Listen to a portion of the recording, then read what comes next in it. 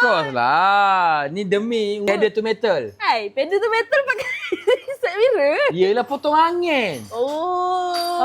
Potong angin. Faham. Pedal to metal 17 hari bulan 4 ni. Oh. Dekat sini. Nampak? Ini semua gara-gara Uncle Shah ni. Aku terpaksa custom Ganado ni. Bagi dia kemas-kemas. Oh, lawa Bagi- handsome bos. Oh, Memang handsome lah. Malah cakap lah. Memang dah ngam ni. Ni kalau pasang memang auto. Auto laju ke bos? Tak laju sangat. Tak laju. Tapi boleh potong angin sikit. Boleh betul angin sikit Okay. lah. Jangan lupa pedal to metal pada 17 bulan 4 pada pukul 1 pagi sampai pukul 5 pagi. Perlombaan tu berlangsung.